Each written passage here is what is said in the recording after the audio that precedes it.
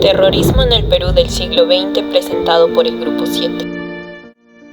De acuerdo con lo que sostiene Salas 2019 en su libro El sistema político durante el proceso de violencia, el terrorismo en el Perú en el siglo XX fue un periodo de violencia política que se extendió desde 1980 hasta inicios de los 2000.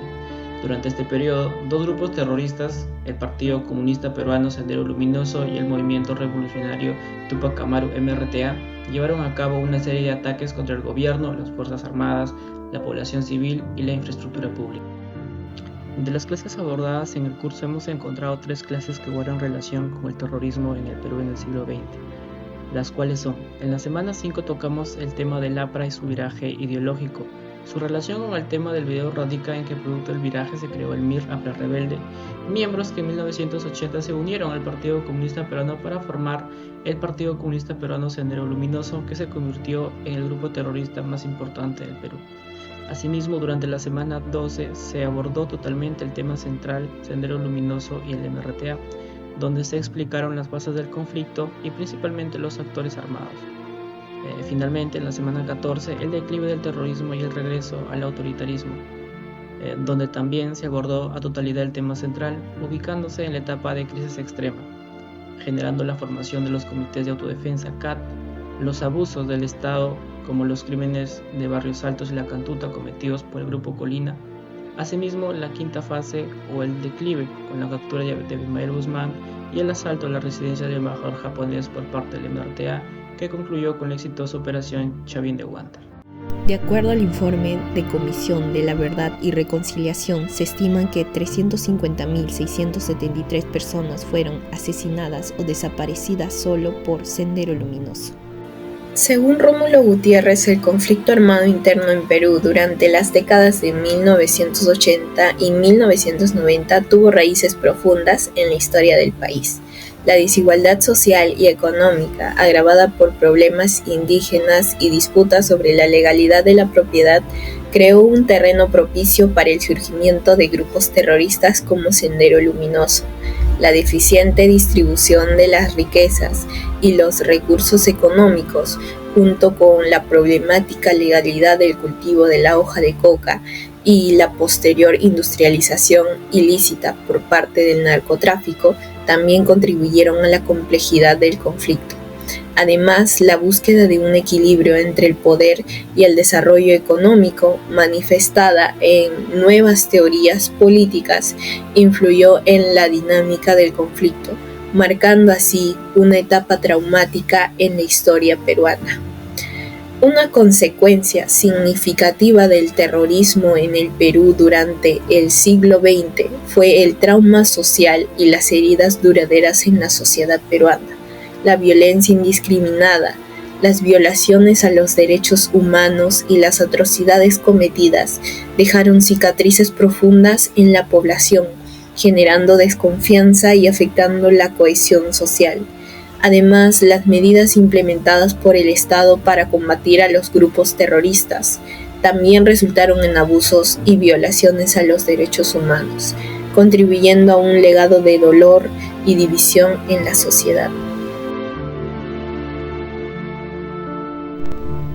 Mi nombre es Mayra Elena Cornelio y nos encontramos con el señor Eduardo, que nos responderá a la siguiente pregunta. ¿Qué recuerda usted de la época del terrorismo en el gobierno de Alan García? Bueno, en el gobierno de Alan García, yo era bastante joven, radicaba en la selva central y he vivido en carne propia cómo el Sendero Luminoso o el MRTA, porque eran dos grupos diferentes, pero creo que tenían el mismo objetivo. Cómo ellos llegaban a los pueblos alejados de la selva central, reunían a la gente, daban su punto de vista y luego te invitaban a seguirlos y se retiraban, ¿no? Pero en muchas ocasiones te obligaban a que tú seas partícipe de ese grupo. Entonces, tanto es así que poco a poco el terrorismo fue ganando terreno, ¿no? De provincia en provincia hasta llegar a la capital. Y una vez en la capital tomó más fuerza y empezaron pues ya los atentados con más fuerza, ¿no? Como los coches bombas, los secuestros, volaban torres, apagón, inseguridad total. Casi similar a lo que estamos viviendo ahora. Y entonces, Alan García no le tomó mucha importancia en un principio, pero cuando vio que ya las cosas iban en serio, ya debido a los cochebombas, a los secuestros, todo, sacó unas medidas de emergencia, como sacando militares de la calle, toque de queda, pero que al final pues no fue suficiente, ¿no? El terrorismo siguió avanzando. Buenas tardes. ¿Me podría decir cómo vivió la época del terrorismo en el Perú? Buenas tardes. Bueno, la época del terrorismo fue una época en la que pasé de manera de una gran incertidumbre, inestabilidad social, preocupación en aspecto familiar, ya que la época del terrorismo la pasé durante mi adolescencia, en época de colegio,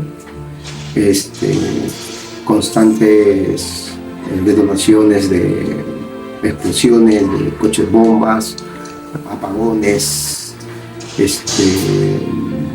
mucha inestabilidad laboral y social, mucho más yo que venía de una familia de militares, policías, en los cuales pues sabíamos que salían de la casa, pero no sabían si iban a regresar o no.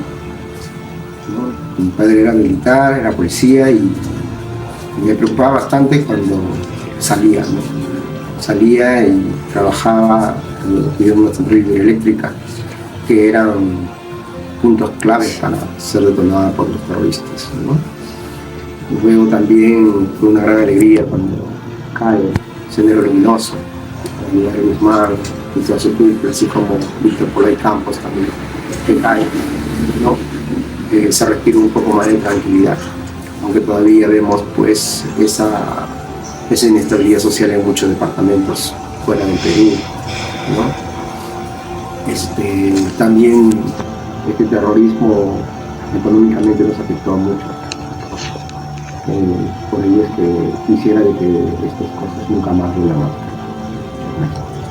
Para las conclusiones, el conflicto armado interno en Perú durante los 80 y 90 ha dejado una gran huella en el Estado, misma que para la mayoría ha sido difícil de superar. Es así que en los siguientes puntos se abordarán los testimonios directos de los entrevistados junto con el respaldo del texto proporcionado. Como primer punto encontramos la percepción de los grupos subversivos. En las entrevistas se destaca que tanto el MRTA como Sendero Luminoso eran vistos como grupos diferentes pero con objetivos similares. El texto se corroboró, ya que el MRTA tenía un enfoque más urbano y guerrillero y Sendero Luminoso operaban en zonas rurales con tácticas más radicales. Como segundo punto, las modalidades de acción. Las entrevistas mencionan que los grupos subversivos utilizaban la persuasión ideológica, pero que la violencia era la forma más efectiva de reclutamiento. Esto coincide con la descripción del texto principal sobre cómo estos grupos cambiaron su enfoque a medida que avanzaba el conflicto, pasando de movilizaciones pacíficas a tácticas mucho más violentas. Como tercer punto encontramos la expansión geográfica y las acciones agresivas.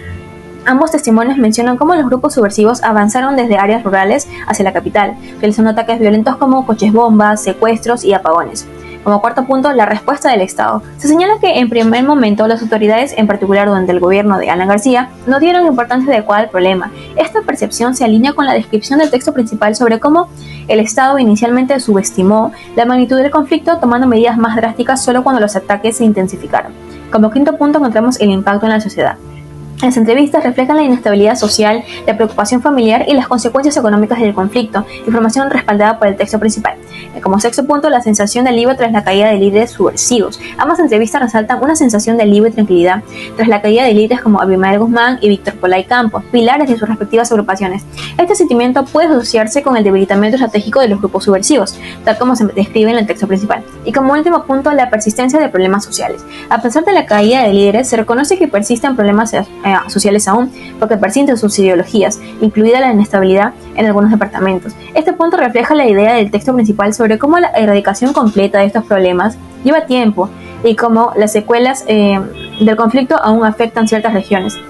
Cabe mencionar que las áreas rurales son las que presentan el mayor impacto, dado que la convocatoria forzada para aumentar números en los grupos subversivos tiene mayor presencia en estas zonas aún en la actualidad. Muchas gracias.